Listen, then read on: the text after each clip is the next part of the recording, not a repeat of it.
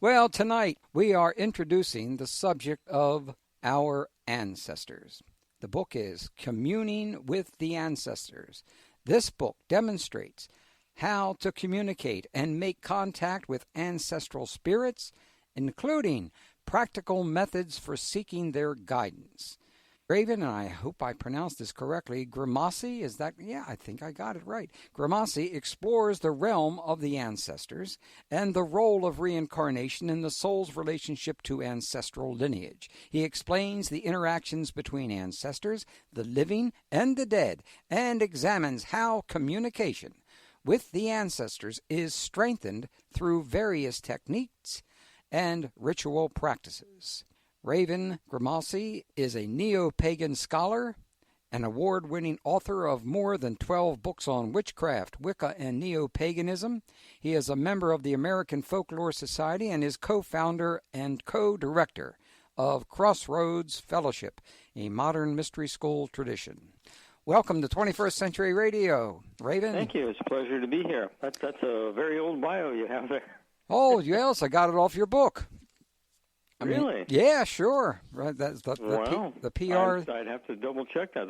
That's strange, but yeah, no, they're the Fellowship of the Crossroads is no longer in existence. We're now actually under House of Grimassi. Yeah, that's got a bit more class there, huh? Yeah. Well, what was the impetus for writing a book about communing with the ancestors?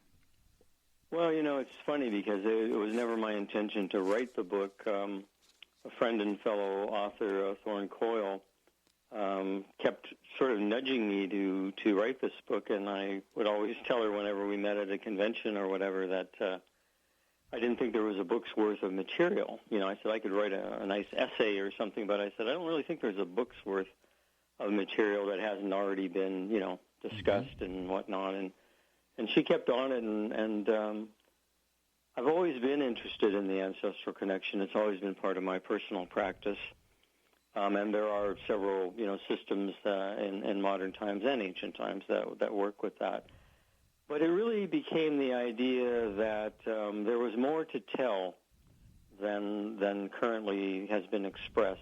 So I just sort of hunkered down and figured, okay, let's take this to the next step and see what happens. So it was really more kind of nudging something that I probably would have written, someday, but Thorne Coyle helped it come quicker.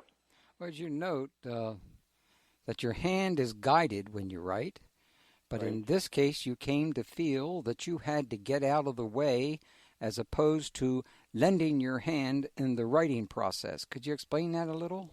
Yeah, it was, I have 20-plus books in print, and all of them I've sort of felt, guided and directed. But this one was really quite different. When I sat down to write it, I had writer's block, which I never have, and I couldn't even get into the first chapter. And I was very frustrated, and I thought, well, I don't know what's going on here, but maybe I should just take a walk around the block and come back. And when I got up, I noticed a book on my bookcase that had a bookmarker sticking in it, and I never leave books in that way on my shelf. So I went over and popped it open to see what it was, and it was a chapter on how we get in the way of divine communication. Mm-hmm. So I sat down and read that chapter, and I changed my attitude about writing, because normally I write from what I consider my personal knowledge of the subject, and then I try to embellish it and make it more interesting, for the reader. Mm-hmm. But on this one, every time I tried that, it just wouldn't flow.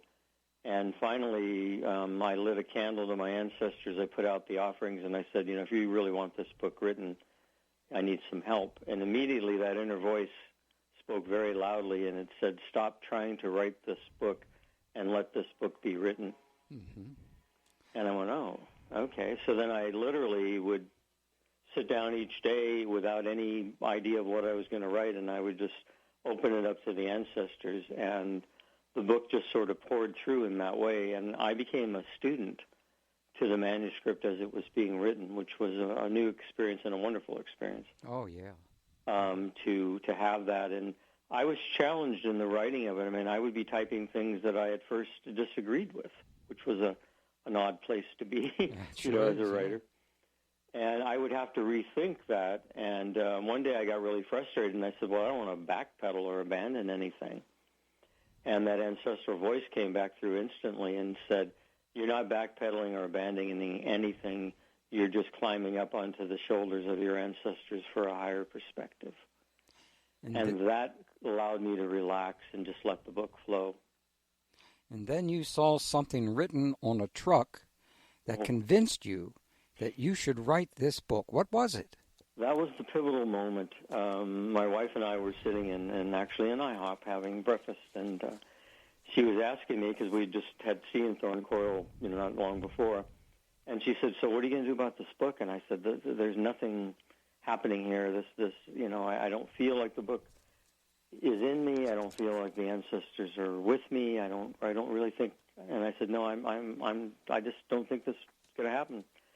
And she was okay, So we went out and got in the car, and before we started up the car, right in front of us, a semi drove parallel right in front of us, or perpendicular, right in front of us, and it was a giant white semi, and it had one word and one word only across the entire back of that, side panel of that truck, and the word was ancestors.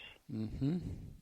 And I looked at her, and she looked at me, and we grinned, and she said, so? And I said, so I'm writing a book on the ancestors. Yeah, well, that's a good And way. we looked all over that truck, and there was no phone number, there was no website, nothing. And when I got home, I Googled, to see, ancestor trucking, ancestor shipping.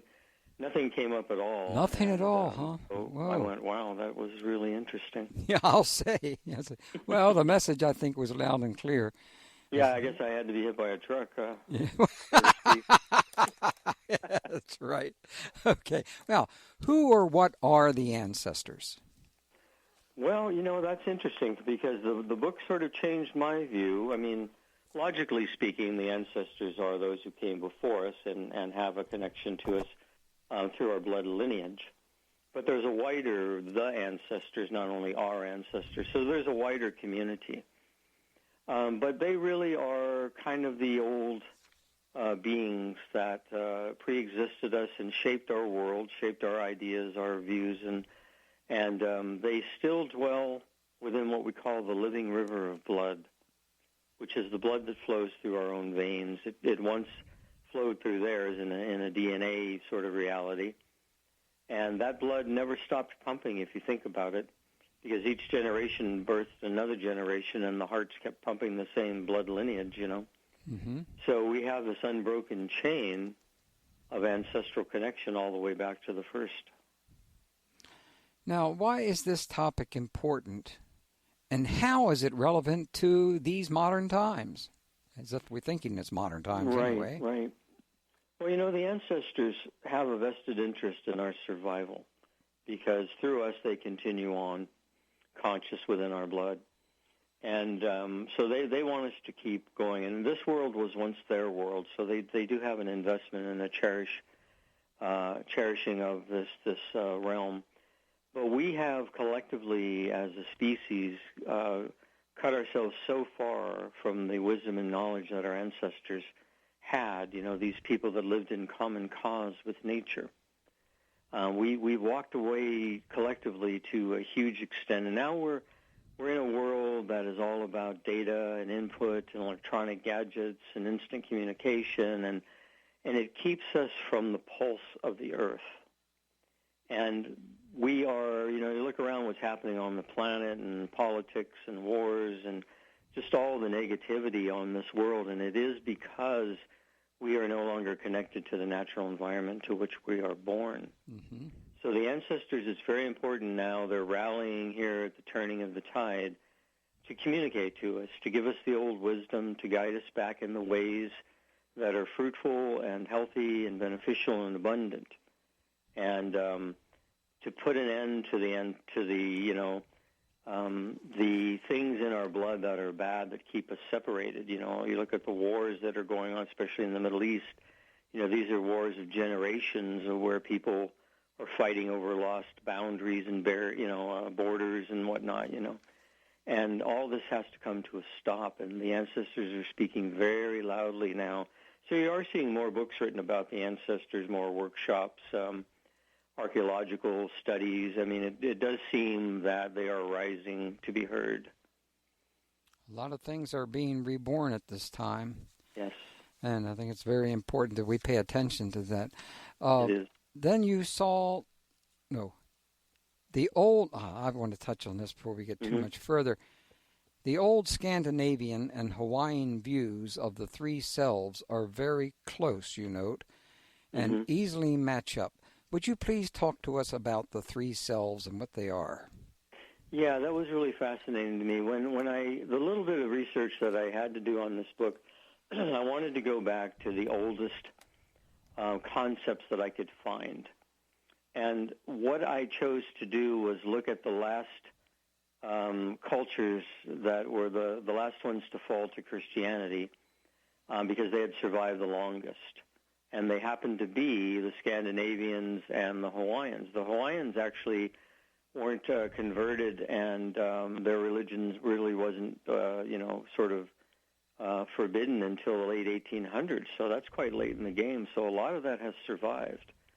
And then the Scandinavians, I believe, if I'm correct, I think that they didn't fall to Christianity until the 1100s or later. So there's a good 1,000 years and more when you look at these cultures. So I thought, well, let me go look at those.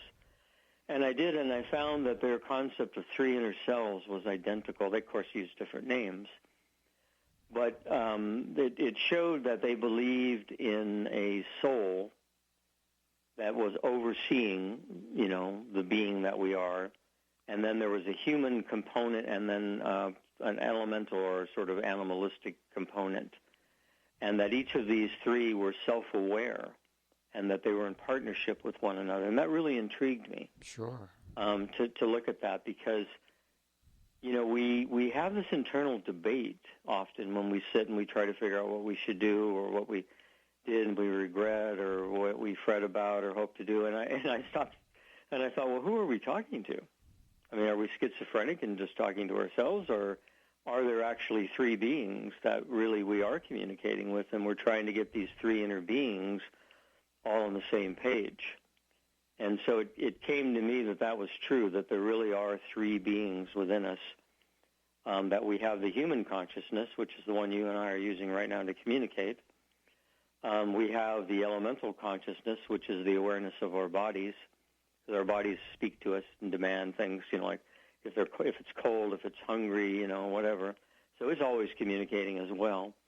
And then you have the soul, which is really, truly who we are, the spiritual being that is in this dimension, who is using and working with these other two beings to elevate them, and through them to gain awareness of things that can only be taught in a material reality.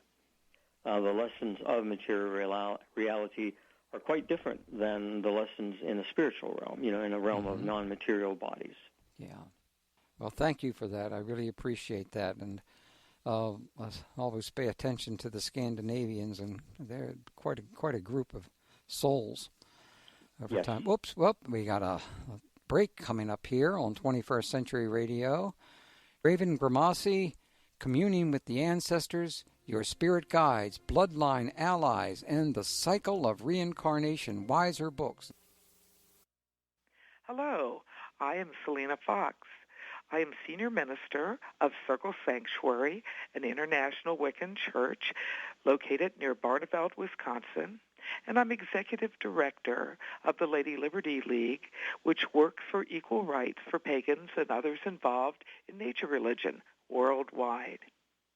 You are listening to 21st Century Radio with Dr. Bob Hieronimus. You can learn more about our work at www.circlesanctuary.org and www.selenafox.com. Tune in each week to Dr. Hieronymus's radio show so that you can stimulate your thinking, Explore the mysteries of our world and soar your spirit and imagination. Well, our guest is Raven Grimassi, and Communing with the Ancestors is the book that we're studying right now. It's a really good book. It's my introduction to ancestors. I haven't read any other material on this. Your Spirit Guides, Bloodline Allies, and Cycle Reincarnation Wiser Books, houseofgrimassi.com.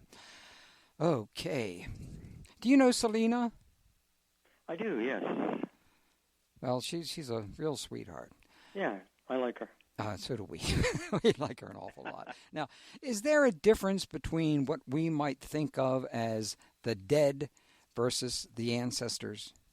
Yes, this was something that was communicated to me through when I was writing the manuscript, because I don't think I'd ever really broken it down, but as I was writing, it started to formulate, and that inner voice again of the ancestors said to me that the dead are people who someone still living knew. The ancestors are no one living today knew them personally, ever met them or spoke with them. So when the dead are still dead and not ancestors, they are kept connected to the living because we remember them, we talk about them, we knew them, we may quote them or tell funny stories about them. So there's a living link of energy that keeps the dead in a realm that is connected to the realm of the living. It's kind of like on the other side, on the veil, as people might say. But the ancestors, nobody really knew them, so they don't have that connection to the living dead in the same way. I mean, somebody may, if it had a famous ancestor, they may be able to talk historically about them, but they never really knew them, so the living connection's not there. The living connection with the ancestors is in our blood. It's actually in the DNA that's been passed on through generations. So they are alive within us, and the voice is alive within us, but the dead are a different, kind of in a different, I guess I'll use the word dimension. So that is the difference. The dead are connected to someone who's still alive that actually knew them. The ancestors are individuals who no one living today actually knew. Mm-hmm. Is it important to talk about the dead or talk about those who have passed on? Does it help in any way? Well, both the ancestors and the dead can certainly aid us, and that is part of what they want to do. The limitations are that the dead are really who they were. You don't die and then become instantly an enlightened being. You're still basically the person that just died. And so you can turn around and comfort and try to direct and help and coach, the living, that you were part of at that time. But you only have your individual wisdom or knowledge that was your life experience. Whereas with the ancestors, what you're getting is a collective consciousness. You're not getting the consciousness of one being, one dead person. You're getting the consciousness of all of your ancestors or all of the ancestors. And these ancestors collectively have experienced everything you could possibly experience in a lifetime and more. So they are more powerful in what they can aid you with and help you with because of their collective consciousness. Let me ask you this might sound like a silly question. What is the importance of love? Of love? Yes. Well, I think that love, I've never really thought about this, but this is interesting. I think that love is something that helps you be at the center and not disconnected from those around you. Mm-hmm. If you have love, you're open and you have a higher vibration, and the way that you touch people is something of a higher resonance. Whereas if you're greedy or angry or, solemn or whatever it might be, you contract within yourself. You don't reach out, you don't connect to others. You can irritate other people, but you're not really giving, you know what I mean? Yeah. But I think with love, it's a free-flowing signal, two-way street. Well, I've always liked the one phrase concerning love is that is the cohesive force of the universe. I like that. Does that sound decent enough? Yeah, that sounds great. Yeah, let's buy that one. We're going to buy a couple of those. Let's get some bumper stickers and T-shirts. I'm so glad you got a great sense of humor. Now, in your book, you talk about reincarnation. Mm-hmm. How does this factor in terms of there being ancestors we can contact? Aren't they reincarnating, though, the ancestors? Yeah, that's the that was the problem. I had never sorted that out before. And when I went to add reincarnation in, you rarely see that, pardon me, in books dealing with the ancestors, you rarely see anything about reincarnation. So I went deeply into that, and the ancestors were explaining to me that the process is actually more complicated, and it's not that the ancestors are really reincarnating. Some do, but pretty much they finished their business and with material existence, and they are within the ancestral realm. Some of the dead, the personalities, may reincarnate later on. But what they were telling me is kind of complicated, so I'm going to have to get a little wordy here and get a running start at it, if you don't mind. Well, we got plenty of time, so sure. Okay, so here it is. I'm going to simplify it, and I don't want it to be silly, but if I simplify it, it's easier to follow, but it's more esoteric than what I'm about to say.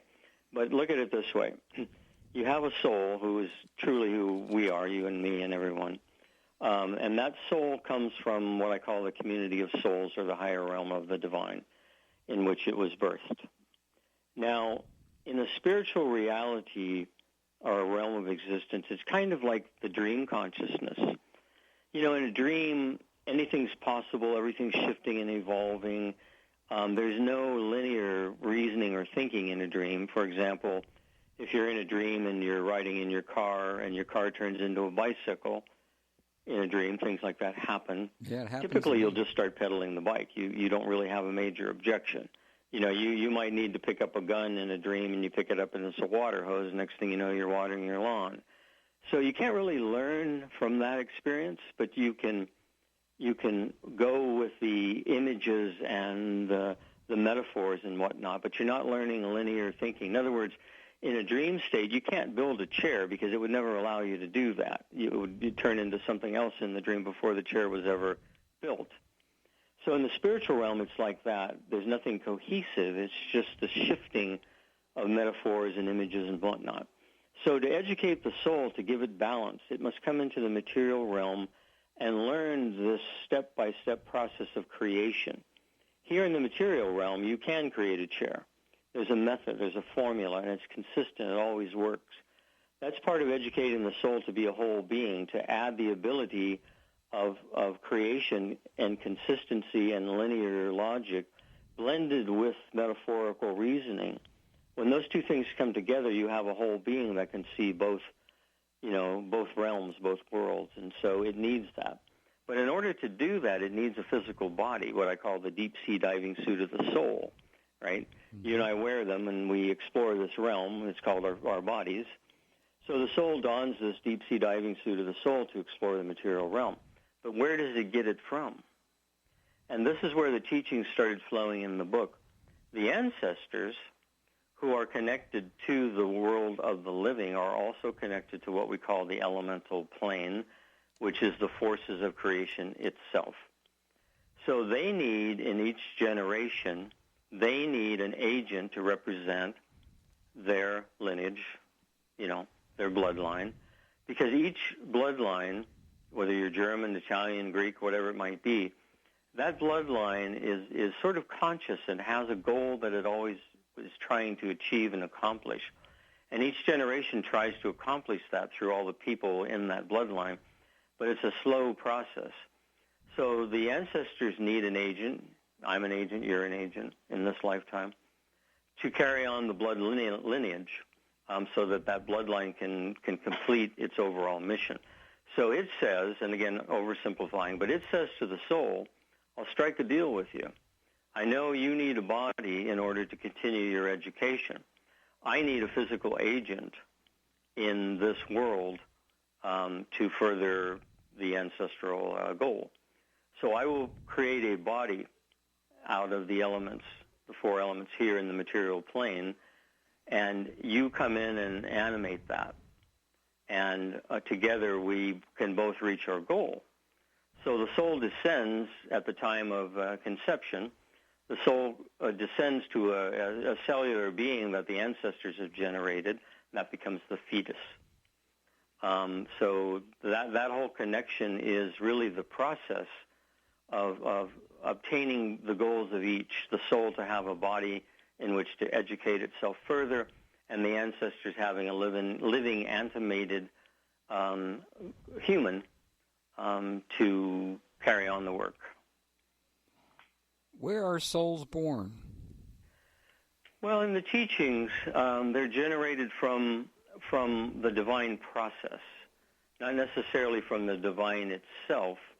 And I say that because probably 10 years ago I would have said we are sparks of the divine, and we came directly from the divine. But the ancestors are telling me to look back at the old star god legends.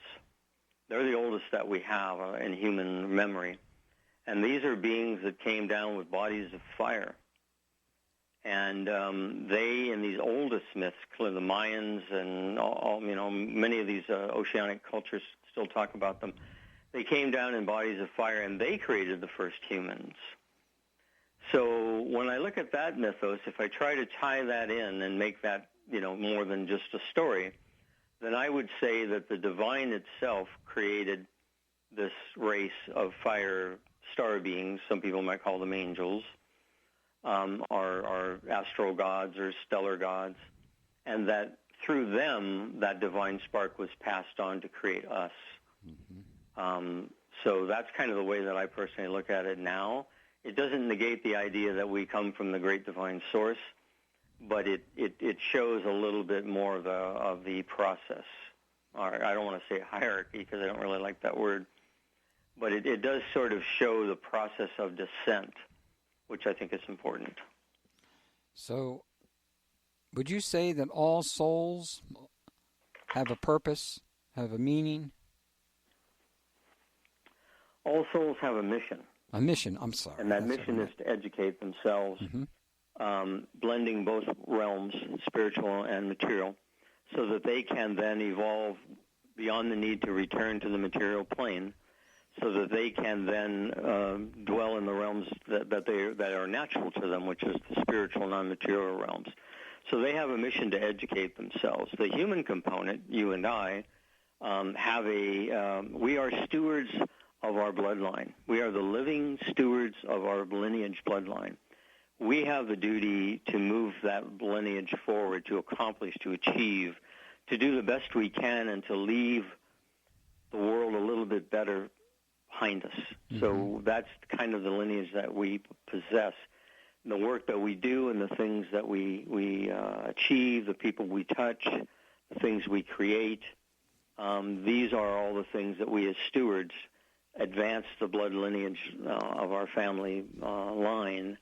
The soul, tandem to that, is educating itself on everything we're experiencing. It's growing and learning and integrating that material knowledge, that lineage, that accomplishment, that achievement that's not possible in the spiritual realm, because you can't build anything in a dream, right? Right. So here you can. So they scoop up the knowledge of how to actually create and make it stay. Let me give you an analogy. I was working, I had a teacher who, R.J. Stewart, who was teaching me about fairy connection, the old lore fairy connection. And in one of the exercises, I connected with what I believe to be this old ancient fairy being. And I was very enamored with it because I'm sort of a Lord of the Rings freak, So I was very enamored with the idea of this fairy or elven being in front of me. And I could tell it was bothering the being, and he was basically saying, what are you doing? And I said, I'm sorry, I'm just, very taken with you because you're so magical. And he said, magical? He says, we're not magical. He said, you humans are magical. And I said, how are we magical? And he said, you are the only beings I know who can take a thought and make it become a thing, and that thing is still there even when you're not thinking about it anymore. I said, what? And he said, let me explain. He says, in my realm, if I need to sit, the need to sit will generate a chair out of the astral fabric of my dimension, and I will sit as long as I have need for that chair. But when I rise and no longer have need for that chair, it's absorbed back into the material of my dimension. I'm not thinking about it anymore, therefore it's no longer available to me. He said, but you humans, can create a chair that's always there, even when you're not home, even after you're dead. You take a thought and you make it a permanent thing, because that chair had to first be a thought before it was ever built. It had to be envisioned. It had to be drawn out. It had to be scoped in dimensions so the person could create it. So before it was ever a physical chair, it was a thought. And that thought eventually became a physical object. That's pure magic. Yep. Taking a thought and making it become a physical object. So that's sort of what the soul's doing. It's learning how to take the knowledge from this material realm and create something that will last in the spiritual realm. Well, we are learning that we must bow to the money gods right now and take a break here on 21st Century Radio. Raven Grimassi is our guest.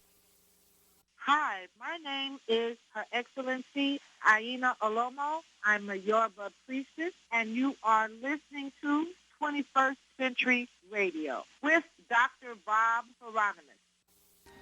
Are you sitting up straight there, Raven? Am I sitting up straight? Yeah, your feet flat on the floor, your eyes are straight ahead, and you're not chewing gum. Is that right? No, actually, I'm sort of stretched out on the couch in front of a fireplace without a fire. Well, that's acceptable. That's reasonable. How does communication between the ancestors and us work?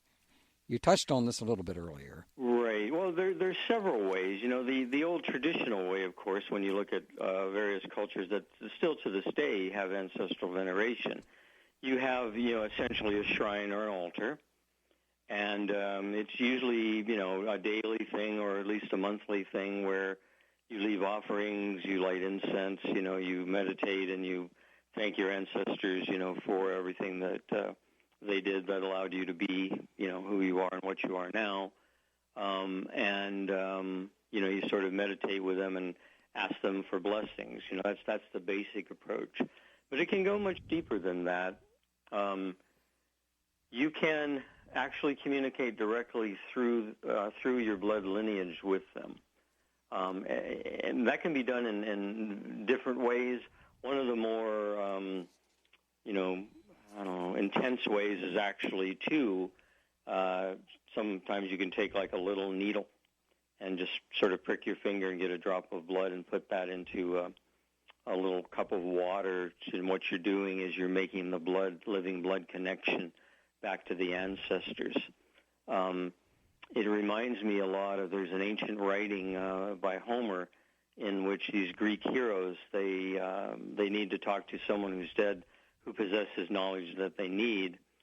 And their Circe, this witch figure, sends them there with instructions. She tells them how to get there, but she says, when you get there, you'll find that the dead are mute.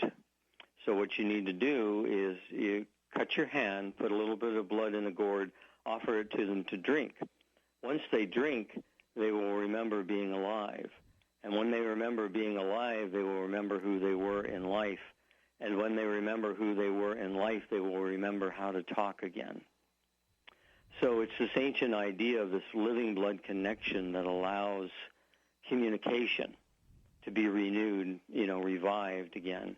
A lot of people are squeamish about, sort of pricking themselves or using, body fluids in any way. But, I point out that, we bleed for various reasons all the time, accidentally cutting yourself, whatever it might be. So why not use it as a sacred thing, as well? That's one method. There are several rituals in the book that can show you how to communicate with your ancestors without having to do that. Yeah, you have many more than several. I mean, and that's what's also a very big plus for this book. Well, one of them, too, which I think is so important, and I don't know, maybe we would probably end up talking about that later, but is the ritual of soul mending.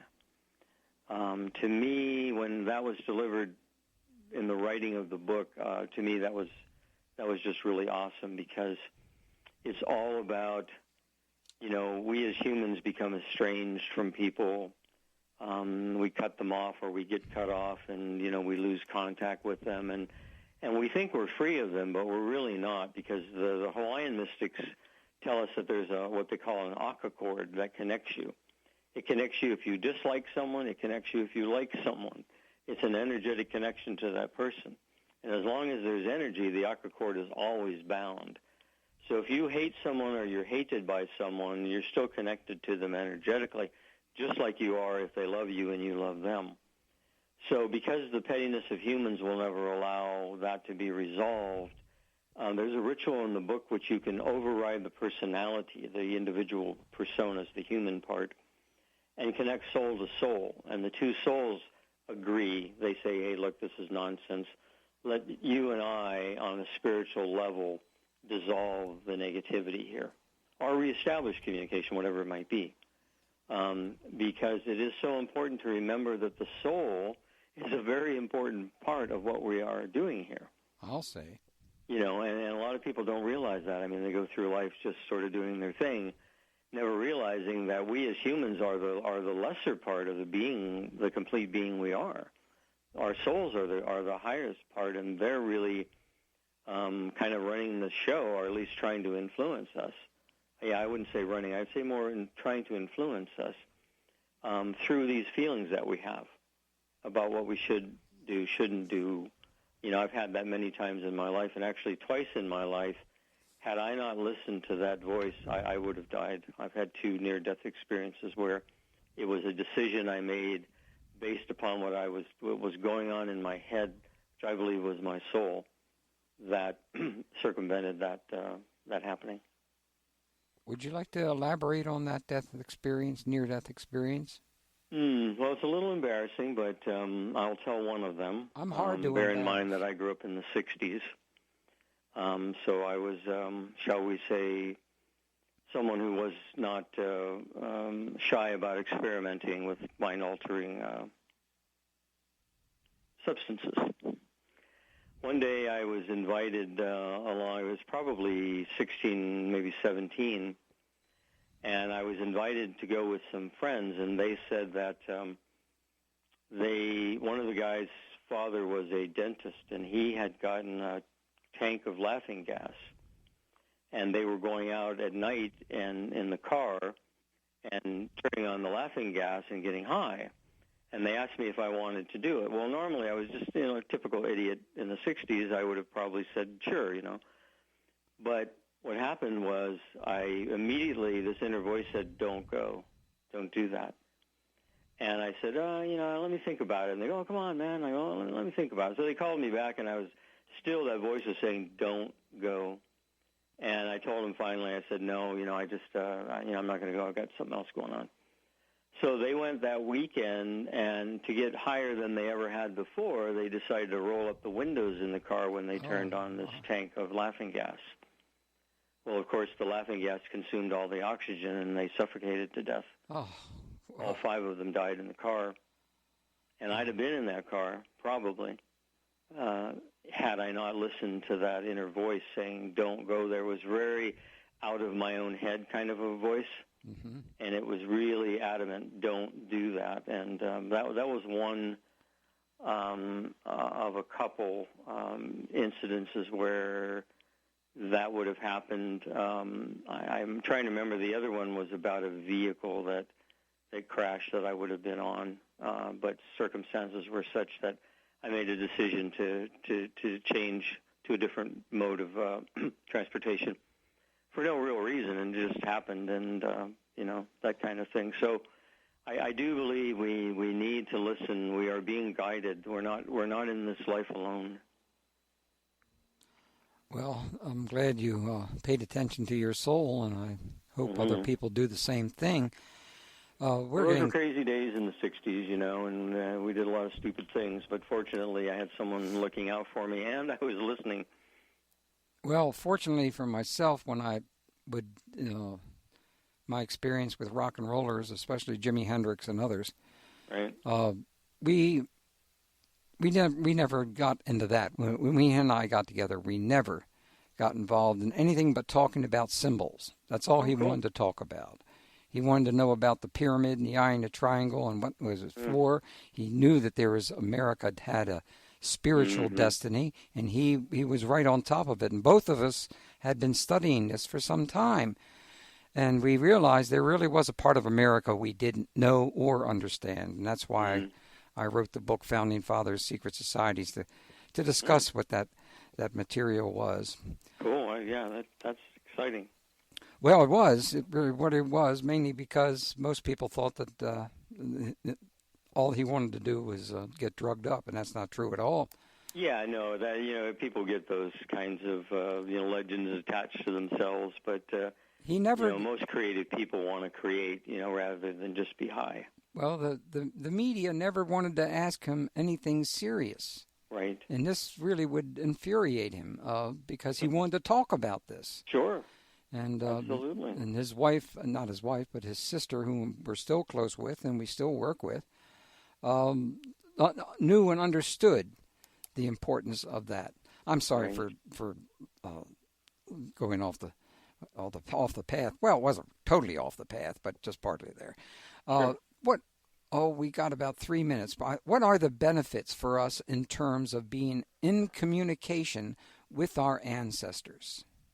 They can guide you and steer you because of their collective knowledge. They can teach you inner healing. They can actually, those who survived ailments that you are currently dealing with, they can guide you through and help you heal. They can support you in so many ways, teach you in your dreams. I mean, it's really unlimited as long as you listen to them. The benefits are bountiful. By the way, where do ancestors dwell? I think we got enough time to talk about that. Yeah, that's a separate realm. It's a realm in what we call in between the worlds. It's not really in the material world, but it's not really all the way over into the spiritual realm. It's in between. And that realm connects with what we call the elemental plane, which is the substance of earth, air, fire, and water, the elements that the ancients tell us were used to create all things. So they're sort of surrounded by this elemental plane, and through it they can create, other humans. They create the physical realities of our bodies. They're in a separate realm, another dimension, close to this one, but not quite material. Do the ancestors, when they're together in that realm, do they communicate with one another? Yes, it is a collective consciousness. They showed me an image of a beehive. Oh. And to envision their realm as a beehive, the bees are all collective. They're individuals, but they think in a group way, and they're guided with a group consciousness. So their goal is more about the collective than it is about the individual, but the individual still functions and is present in that community. And that's what the ancestors are. And there's ancestors who are older than others, and so they sort of are at the top, and they are the elders, wisdom keepers of the ancestral wisdom and knowledge. And then the other ones kind of work their way up, almost like apprentices to that knowledge. But we can learn from them simply by opening ourselves up to communication and asking to be taught this greater knowledge. And with that, we got to take a break, and we'll be right back after the news. Our guest is Raven Grimassi, Communing with the Ancestors, Your Spirit Guides, Bloodline Allies, and The Cycle of Reincarnation, published by Wiser Books. houseofgrimassi.com. I'm going to spell that for you, GRIMASSI.com. Are you with us, Raven? I indeed am. Okay. Now, you talk about, a little earlier, you talked a little bit about the living river of blood. Could you tell us more about it? Because this is... The idea basically, is sort of rooted in science and metaphysics as well. If you think about it, science, you can dig up somebody who's dead and a couple generations back, and if they can get the DNA, they can actually say that you were born, you were directly descended from that individual. So there's a marker in our body, in our blood, in our DNA that shows the lineage backwards in time. When I first started writing a book called The Cauldron of Memory, which is about this topic of the living river of blood, I talked to people that work with DNA, and one of the things I wanted to know is, in the body of my parents, was there bits of matter that were transferred to me, from them? And they said, yeah, because the DNA replicates. So you're getting a copy of it, and it's got everything that they had, so it's got the matter. And then I said, well, does it have the energy in it that, was the life energy that connected all this DNA spiral material together? And they said, yeah. And I said, so you're telling me that in my body I have the living bits of matter. I have energy that was in the bodies of my parents. And they said, yeah. And I said, so that would be true, then I would have their parents? Yeah, and their parents, and their parents, and their parents. And I said, yeah, I wouldn't argue with that. You have within you bits of matter down to the microscopic degree of everyone that's come before you.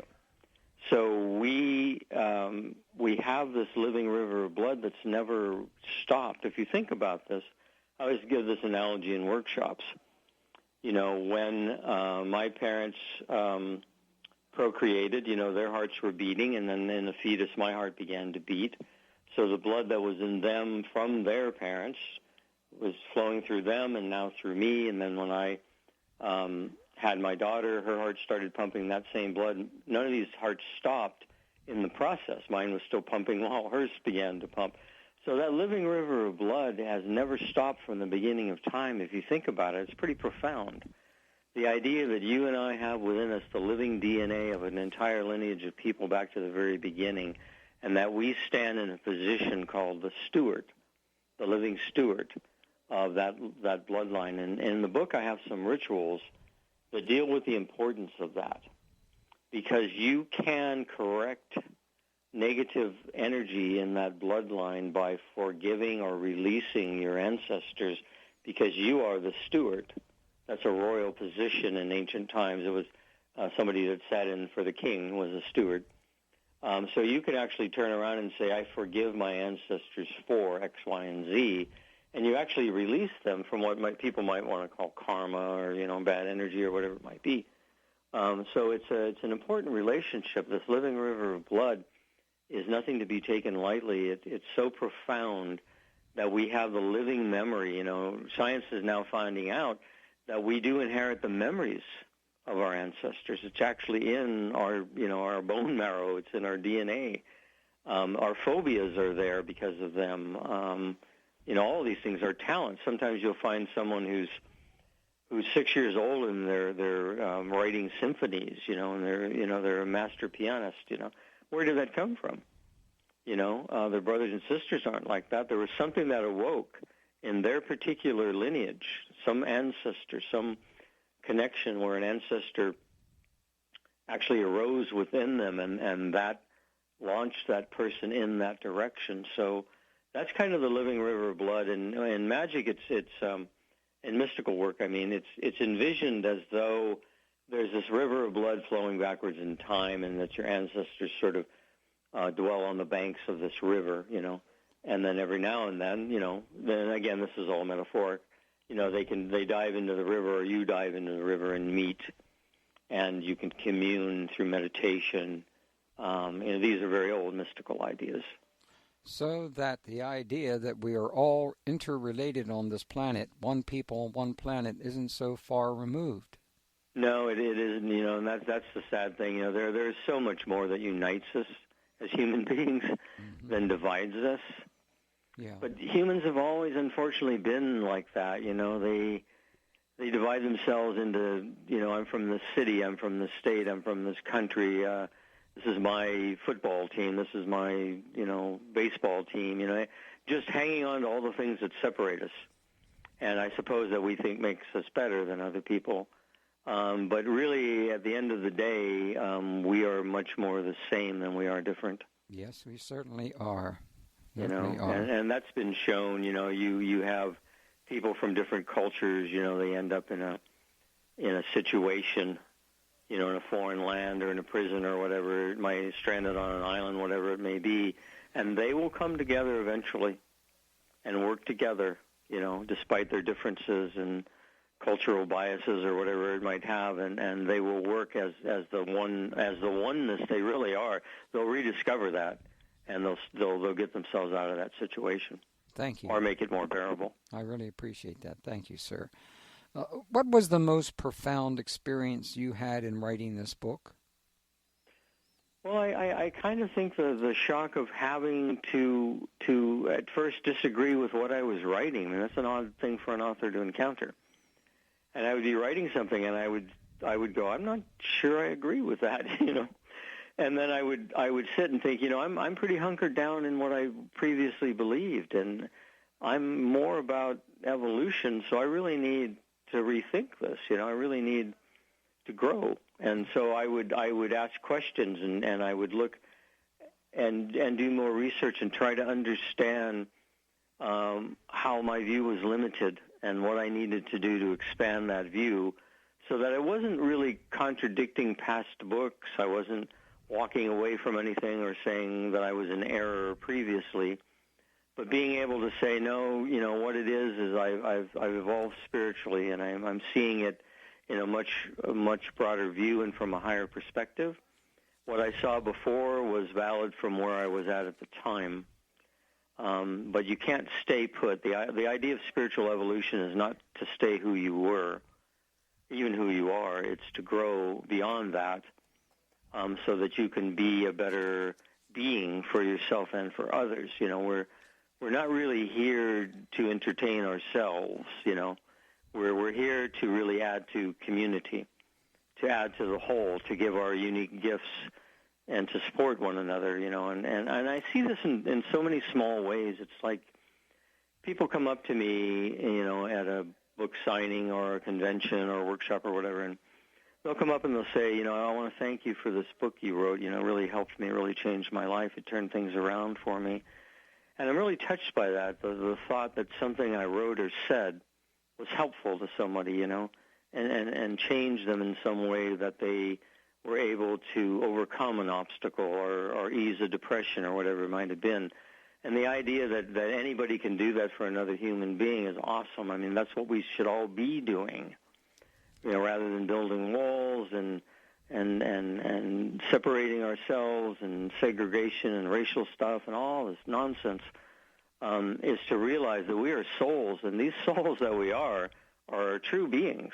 And they don't deal in the spiritual realm. You'll never encounter in the spiritual realm racism, sexism, hatred. That just doesn't exist in the higher spiritual realms.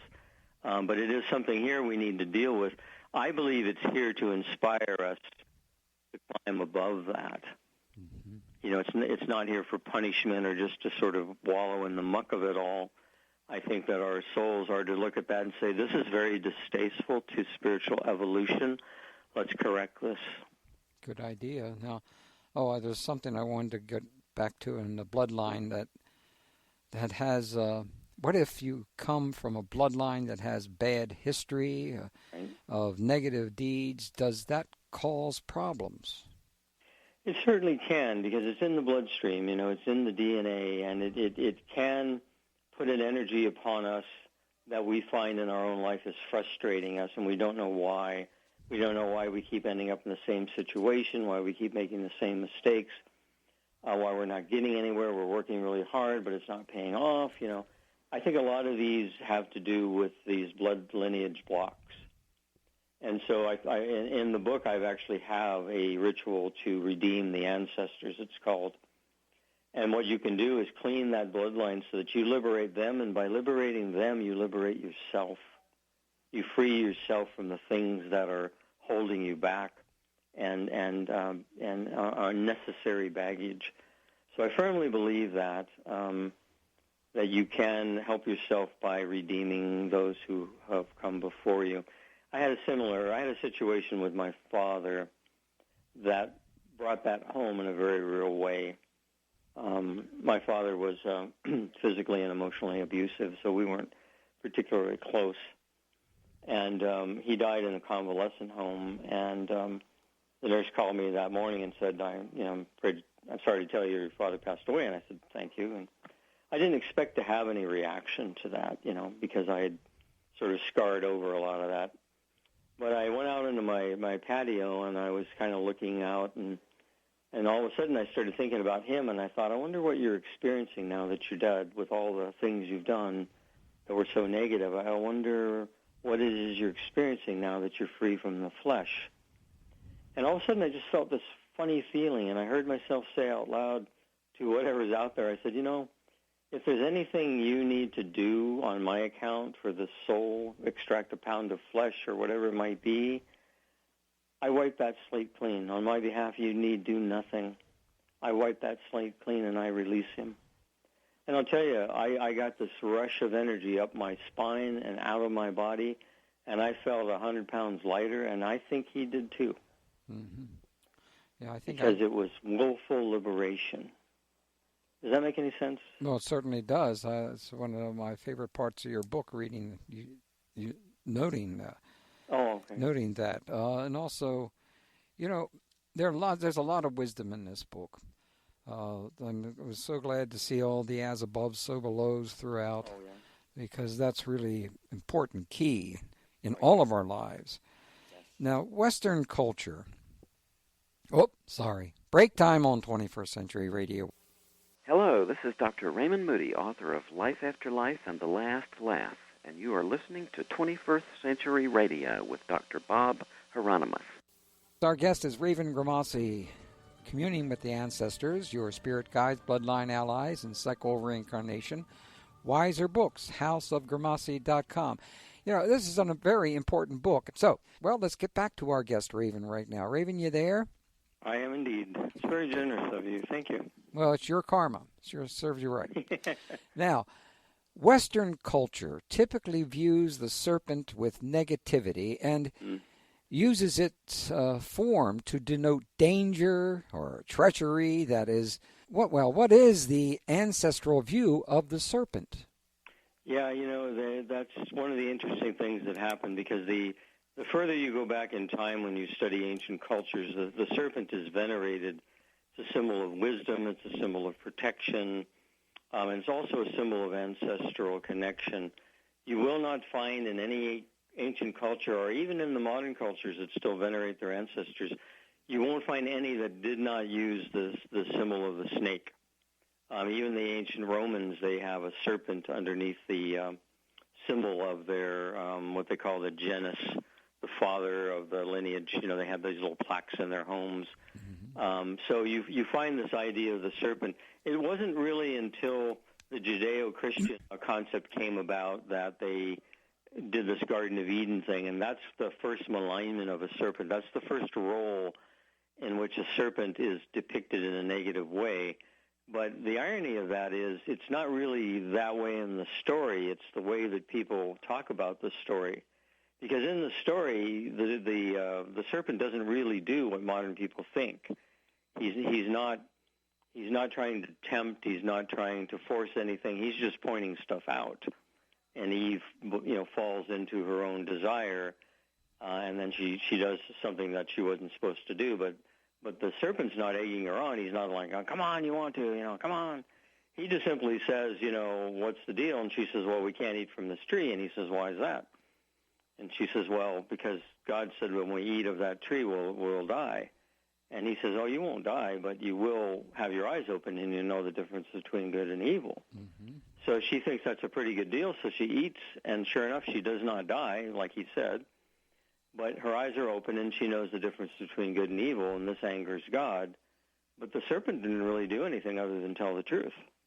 Indeed. So it's kind of weird that the story, is twisted, because if you just read the Genesis verses, he's not doing anything that modern people will tell you about that story.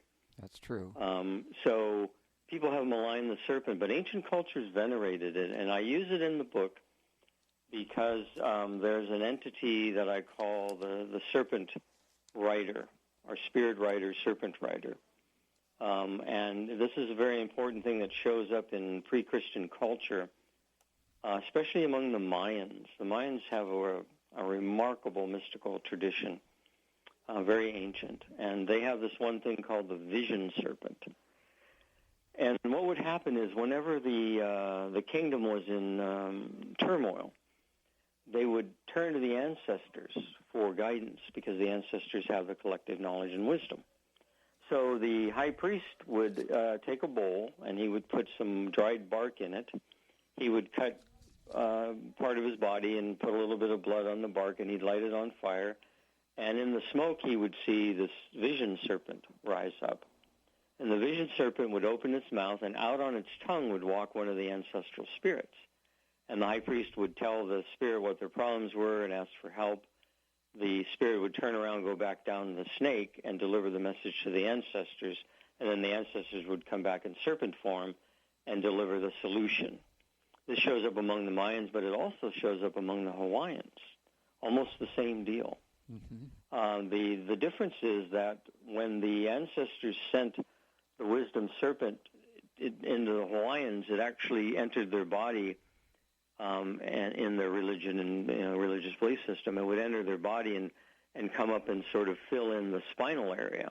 If you look at the spine of a human in a skeletal way, that spine does look like a snake. It sure does.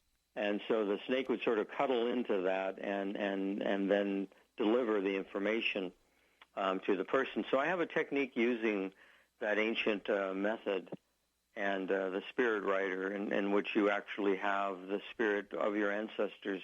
You call it into your own being, and you meditate with it, and you ask it to help you. And then it also helps you look back in time to see the purity of the world before we kind of messed with it. So what that does is it helps us internally reboot, if you think about it. We can actually reboot ourselves physically, mind, body, and spirit by having that sort of serpent awakening, the ancient idea of the benefits of the ancestral serpent. And, they used to, in days of old, in the storage bins for the grain of the harvest, rats would come and eat the grain, so they would put snakes inside the storage bins to kill the rats. So the snakes became protectors of seed also.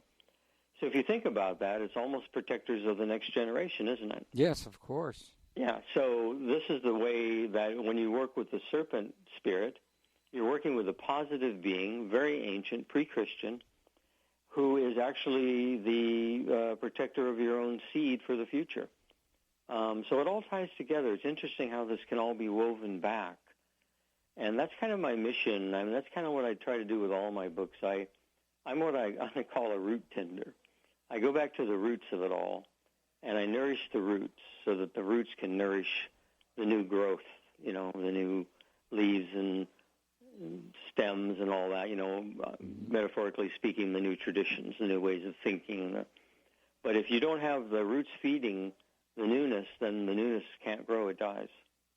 Are you a gardener? Yes.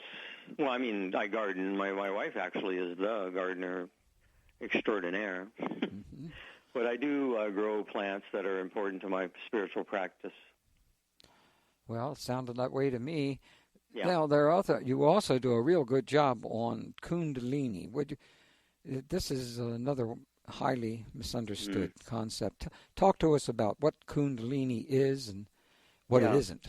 It comes from Eastern mysticism versus Western.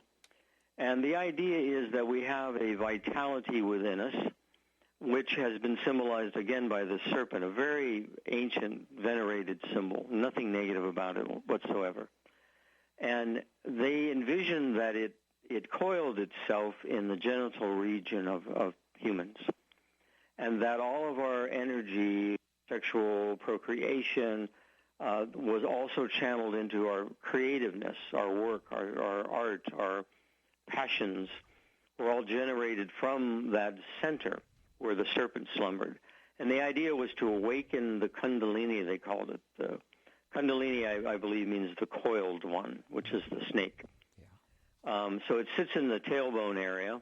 And oddly enough, in science, if you look at the tailbone, there actually is a little fiber that's spiral that sits inside of the tailbone. I'm not sure that the ancients knew that. But anyway, so they would do these techniques of awakening the serpent and having the serpent try to rise up through your body, again through the spine, and enter into your mind, your consciousness, and awaken itself in the fiber of your mind, so that the energy of your being was delivered to your mind to be able to use for creative, even divine expression.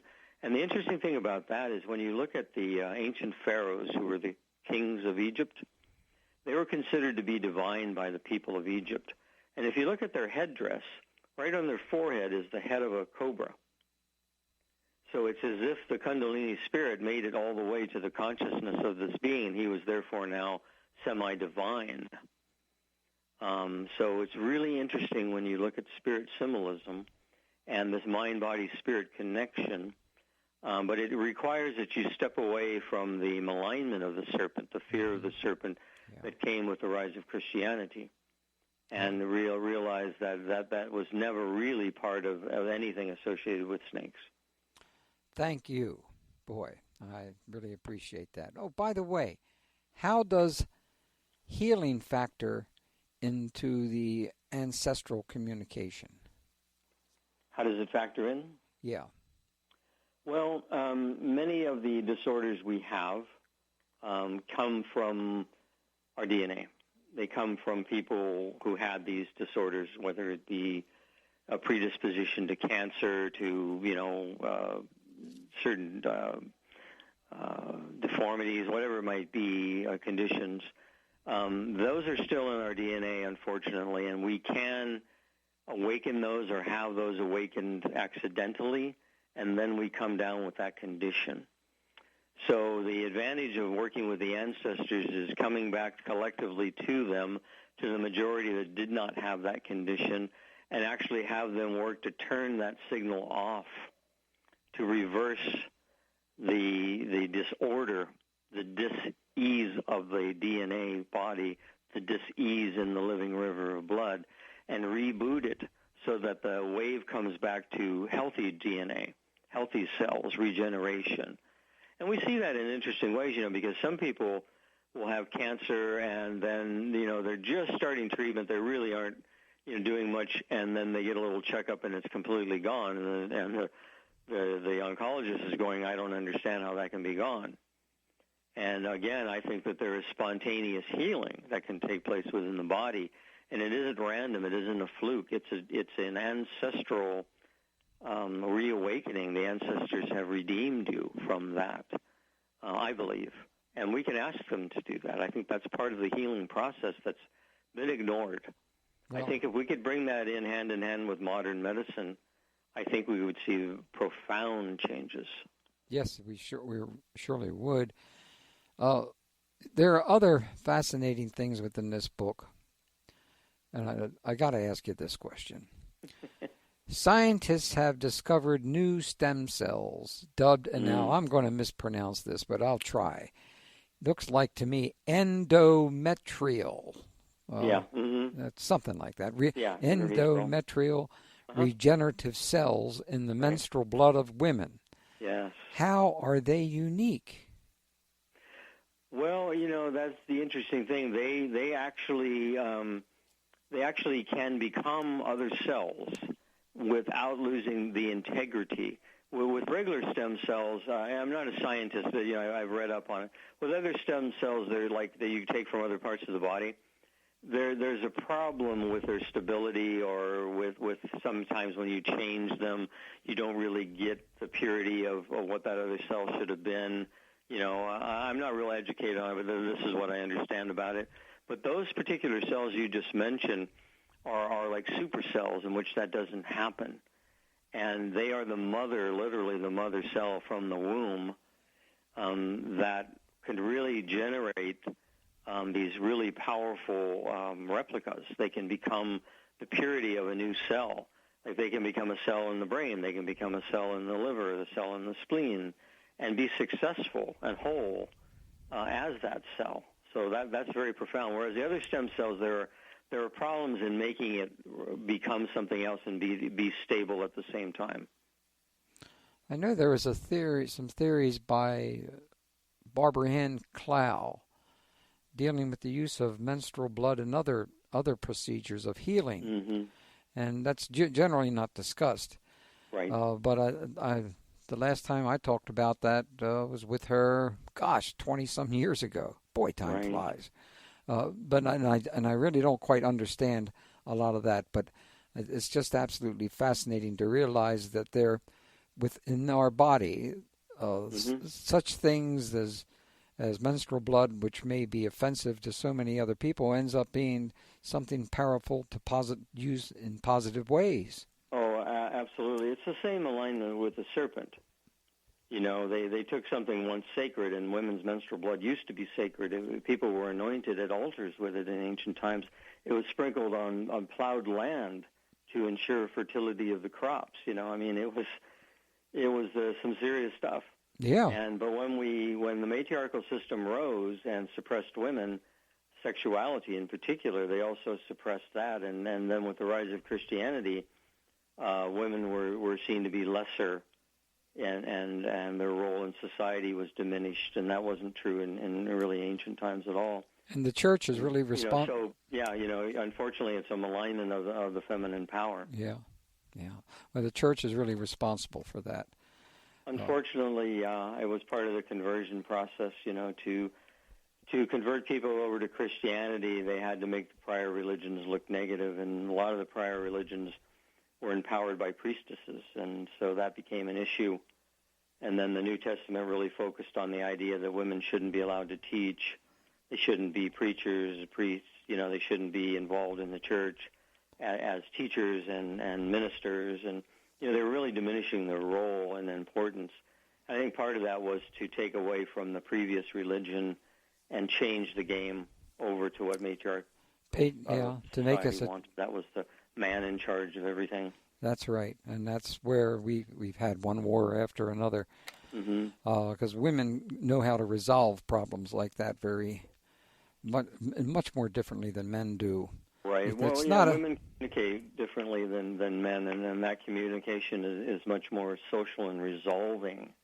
I think when you sit and listen to women talk, I'm surrounded by a lot of women, and when I sit and listen to them talk. And then I think about times I've sat and listened with a bunch of guys, or I've been involved in the conversation. It's quite a different way of communicating. Sure. It sure is. I think we're getting up close to another break right now, but I cannot see my producer, so we're moving on here. We're breaking rules and regulations here, but it's not my fault. So why we got this little bit of time right now? Who are the Watchers? Oh, boy, yeah, that gets a little tricky. There are so many ways of looking at that, but most people look at it based upon Hebraic mysticism, in which the Watchers are a group of angels who are high-order angels who were sent down to earth in ancient times. This is sort of biblical. And they were supposed to do one thing, but they decided to do something else, and they intervened in human evolution, and they taught humans how to be more skillful than apparently, God had wanted them to be, according to the legend attached to the story. So these angels became vilified, and they were thrown out of heaven in the old story. So they were kind of maligned for trying to do what they thought was best for humankind, and then they became sort of these fallen angels. And that's one view of them. In other views of them from other cultures that aren't Hebrew and therefore not tied to the Bible, they are a sort of a celestial race. They are a higher race of beings who watch and observe humankind and try through energetic communication to better the lot, to better our situation, to keep us focused on higher goals of evolution and working to change and be better. And that's a view that I prefer, to look at the Watchers as a race of a spiritual brotherhood or sisterhood, if you will, a kinship. They don't intervene, though. They don't come in and actually make things happen, but they try to get us to see what we need to do. And then it's our choice whether we want to do that or climb back into the mud pit. Well, I really want to thank you for mentioning Gerald Massey. And there's some names here I haven't seen for 20, 25 years. Yeah, the older material, and I love the older material. It is. It's the best. It's the best. We went through a period of watered-down New Age teachings that certainly were pretty flimsy. But we got to take a break here right now with our guest, Raven Grimassi. Hi, I'm Reverend Dr. Karen Tate. I'm the author of Goddess Calling, Inspirational Messages and Meditations of Sacred Feminine Liberation Theology, and the radio show host of Voices of the Sacred Feminine Radio on Blog Talk. My website is www.karentate.com. And you've been listening to 21st Century Radio with Dr. Bob Hieronimus. I hope you'll read my books and discover why the spirituality of the sacred feminine is today's new liberation theology, setting us free from the domination and exploitation of patriarchy, and how that patriarchy has kept women and men from achieving their fullest potential. I couldn't agree with Karen Tate more. Men have done a terrible job. We've done a terrible job. Let's face it. However, we're getting better all the time. Yes, we are. At least I'm trying to get better all the time. And I already know that Raven, he doesn't have to worry about stuff like that, right, Raven? He's already better all the time. I'm better because I'm surrounded by women. Well, that helps. It sure as hell helps. That was the advice I received from when I asked my friend, who was the mayor at the time, William Donald Schaefer, who then later became governor. I asked him once, Don, look, how can I become successful? What is the secret? He says, I'll tell you what the secret is. He says, it's simple. Surround yourself with the most intelligent women, and the rest is easy. And he was right. He's right. I've got an executive producer who has about 400 IQ, and they got other people around me who have IQs that are similar, and they're all women. Yeah. And it has really made a difference in my life. Absolutely. So he was right, and I'll give the governor. He was a pretty tough guy, though. I'll tell you that. Yeah. And I'll bet you a lot of listeners out there who know about the governor would have never believed he had an entire life, spiritual life, and it dealt with, he loved Egypt. He believed he was reincarnated. What am I talking about this guy for? Well, he's a great guy. All right, so we had that part of it, is you can gain more balance with your masculinity, when you're also enveloped in the feminine modes of communication. I think it really helps a man become more balanced in his own masculinity, and I think that's a positive spiritual thing. Yeah, balance is the key to everything as far as I'm concerned. And I'm biased. At least I tell people I'm biased anyway, because I am. Now, we have been called back into physical life for a purpose. Can listening to the ancestors reveal that purpose? Yes, indeed. I think, again, through the deeper connections, using the rituals in the book, you can find ways of really direct communication, to where you really can confirm that you're being communicated with, rather than just having it be faith or a belief. You can actually experience it. And they can help you kind of redesign where you're going and find out really what your purpose here is and what it is you're supposed to be accomplishing as the steward of the living river of blood of your own bloodline. That's huge. But also in that, because you get back on track, you then also better communicate with your soul. And your soul is making the journey more aware. Well, this question you touched on a little bit before. You note that there are older races on Earth before the reign of humankind, and you touched on the fairy race, but you only did a couple of seconds on that. Could you tell us about these beings? Yeah, it's funny when you start to study them. Today's idea of fairies, and when you talk about fairies, everybody thinks you're kind of cuckoo these days, because they're thinking about Disney fairies. They're thinking about fairies in children's books, sitting on little flower tops and that type of thing, or Victorian age kinds of fairies. But when you really study fairy lore and you go way back, these are incredibly ancient beings. They pre-exist humankind.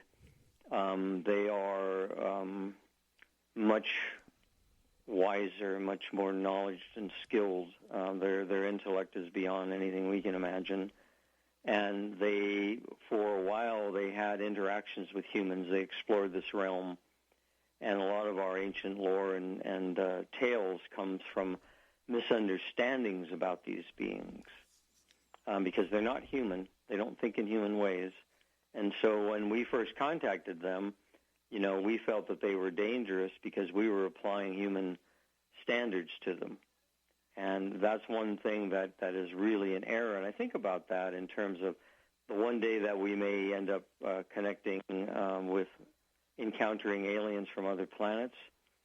We've got to really be sharper, because we can't use our human ideas and concepts as the standard for a positive life form when we encounter beings from other planets. Because these beings may be so totally different from us that we would misinterpret them as being negative when they really aren't being. It's us that aren't understanding them. And I think that happened with the fairy race. Eventually, I think that they got tired of having to deal with us, and they withdrew back into their own realm.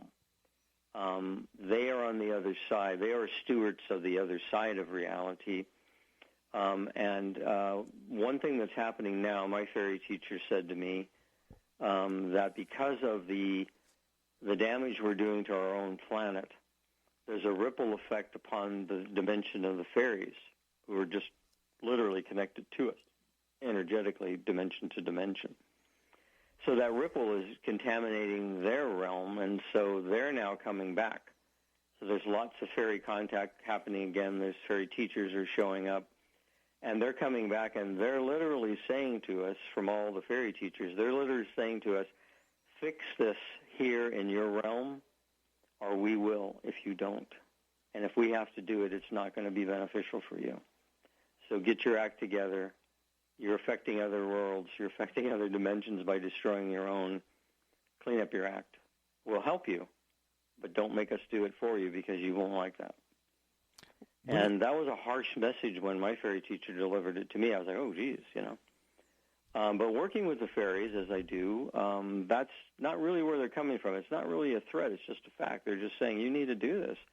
If we do it, it will be in such a way that it will benefit us more than it will benefit you. So we're giving you the opportunity, and we'll help you correct things here. But you've got to participate. You've got to participate in your own existence fully. Do the fairies, I'll get this right. Fairies have dreams. Do they dream? Well, I've never really, had that sort of conversation with one of them about whether they dream or not, but I would suppose they have something equivalent to that, some type of vision. It's not really something I've spent my time working with them on. When I work with them, I'm more focused on what I need to do. What can you teach me? What techniques, what empowerment can I use? How can I change things here that are negative? How do I work with you to do that? So I'm more focused on those kinds of things than I am on trying to figure out their social order. Well, we're almost running out of time, but I've got to ask, this is my favorite question, okay? Okay.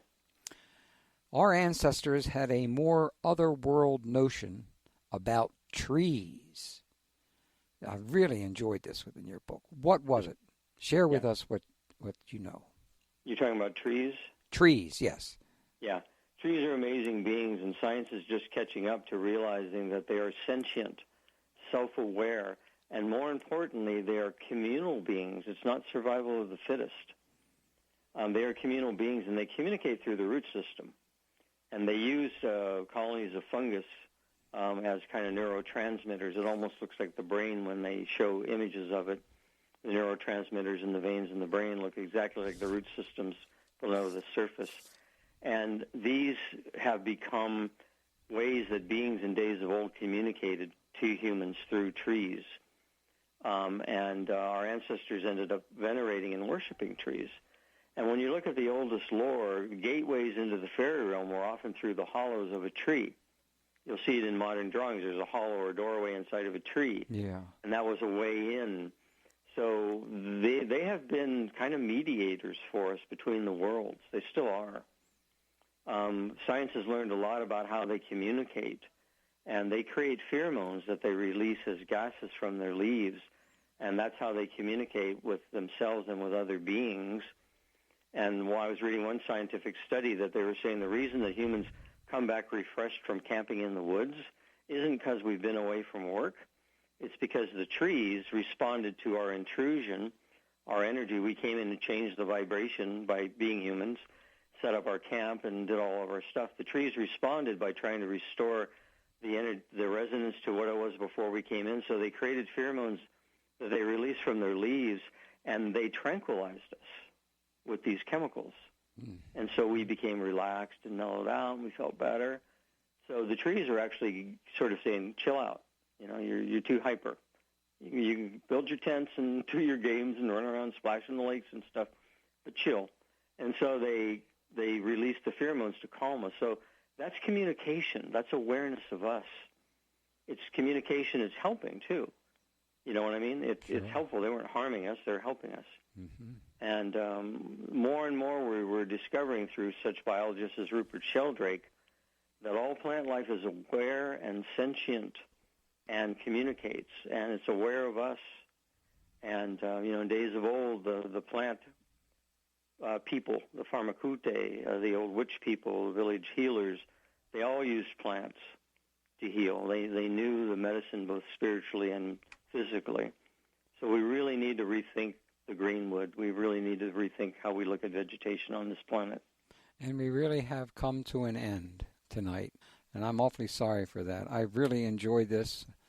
I think you've done a masterful piece of work here.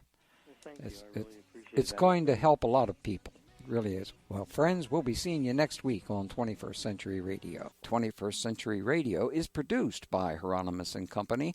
Our executive producer and research assistant is Laura Kortner. And I'm Dr. Bob Hieronimus. And remember to sit up straight.